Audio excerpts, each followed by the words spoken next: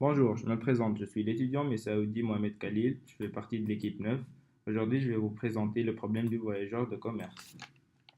En fait, notre problème s'agit d'un responsable de véhicule qui va parcourir une liste de points donnés. Partant d'un point initial, le voyageur doit minimiser la distance parcourue tout en passant une et une seule fois par tous les clients.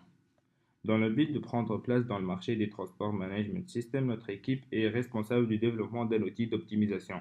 Celui-là permet au gestionnaire du véhicule de modifier, saisir ou générer une liste de décisions et offrira finalement une heuristique d'amélioration qui proposera une solution optimale.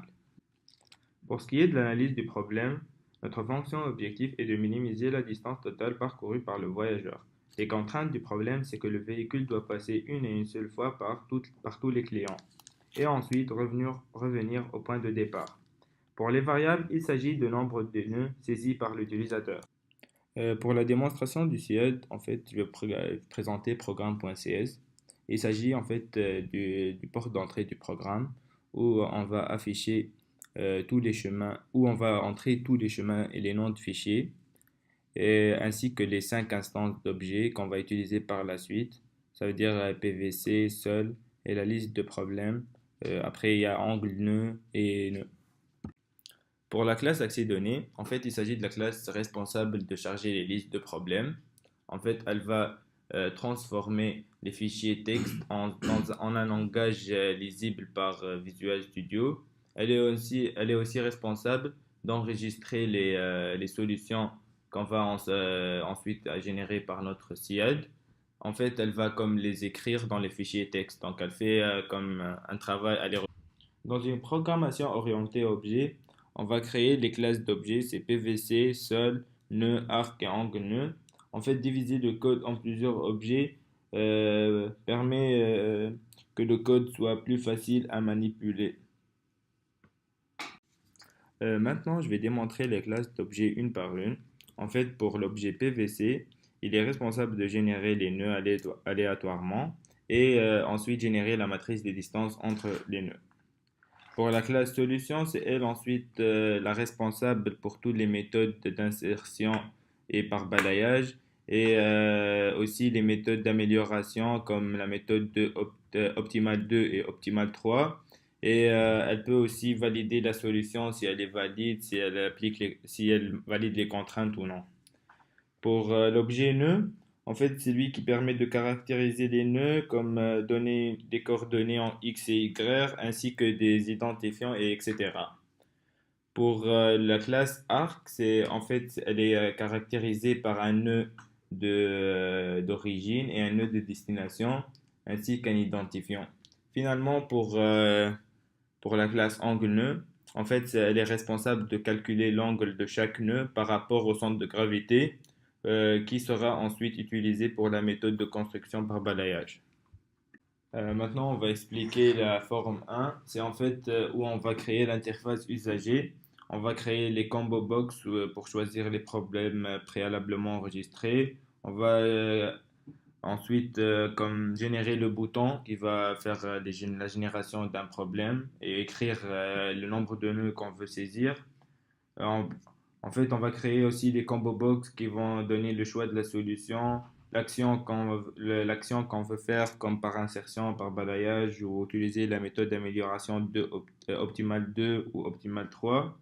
Ensuite, on va créer les labels où on va afficher si la solution elle est valide, la méthode qu'on a utilisée, la distance totale et le temps de résolution.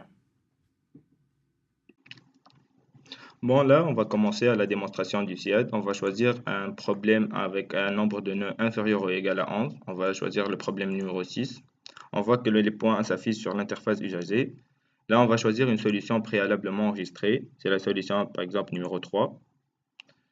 Là, on voit que c'est une méthode inconnue parce que c'est une solution déjà donnée par l'utilisateur. Une distance de 1082 km et la solution est valide.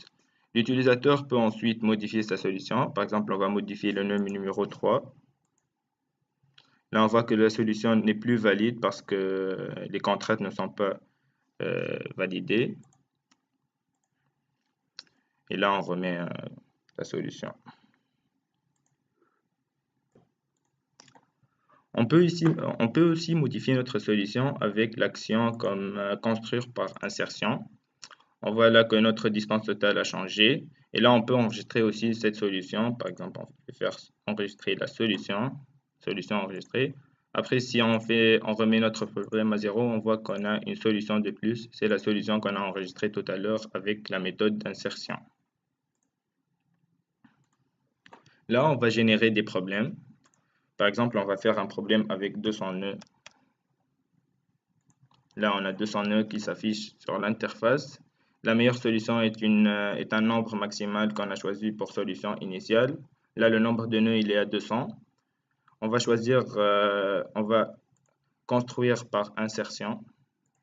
Dans un premier cas, là, on voit que notre solution est construite. La distance totale est de 2324,72. On voit que notre meilleure solution s'est mise à jour parce qu'elle est battue par une autre solution.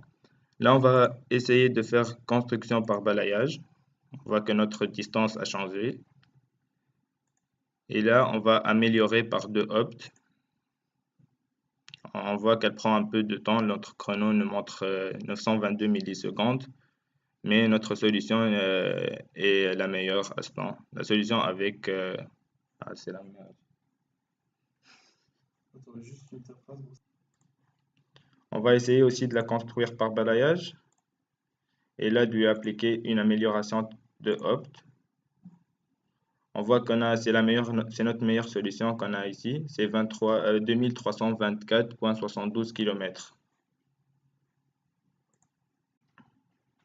On peut aussi améliorer notre solution par par l'amélioration de opt.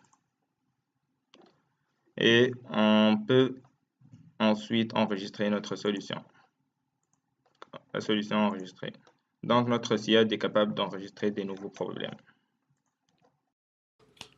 Pour ce qui est de l'analyse de l'heuristique, ce qu'on va faire, c'est qu'on va générer 100 nœuds pour 10 problèmes. Après, on va enregistrer toutes les données dans un tableur Excel. Ce qu'on va faire, c'est enregistrer la distance totale pour chaque méthode, ainsi que le temps de résolution. Les méthodes qu'on va utiliser sont l'insertion avec amélioration optimale 2, insertion avec amélioration optimale 3, balayage et balayage avec amélioration optimale 2. Ensuite, en utilisant un tableau croisé dynamique qui va nous permettre de calculer la moyenne de distance totale ainsi que la moyenne de temps de résolution. Après, on va trier ce tableau dans l'ordre croissant des moyennes de distance totale. Ce qu'on va voir, c'est que insertion avec méthode d'amélioration optimale 3 nous donne la distance totale minimale, mais dans un temps de résolution assez grand, alentour de 4788. Moi, personnellement, je préférais la méthode d'insertion avec amélioration optimale 2 parce qu'il donne une moyenne de distance totale plus ou moins égale à celle de insertion avec méthode d'amélioration 3, mais dans un temps de 11 millisecondes, ce qui est largement plus petit que celui de insertion avec méthode d'amélioration 3. Dans un but de présenter le déroulement d'un ensemble d'activités sur un horizon de planification, on offre un diagramme de Gantt qui montre la démarche exacte du développement du CIAD. Pour la première période, 10 février, on s'est occupé de charger des problèmes à n inférieur ou égal à 11, de calculer les matrices des distances, de charger une solution ou de s'occuper de l'interface de l'usager. Pour la deuxième période, c'est le 19 février, on a commencé à choisir des solutions, des résolutions à l'aide d'une heuristique d'insertion et d'insérer l'outil d'amélioration de opt.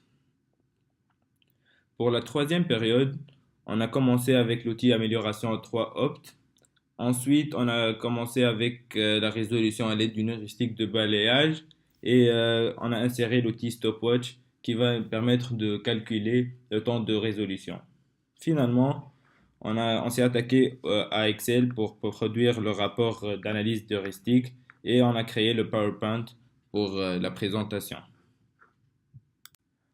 Finalement, on va dire que la programmation orientée objet est une méthode assez intéressante Elle permet de nous donner beaucoup de solutions optimales en se basant sur plusieurs méthodes.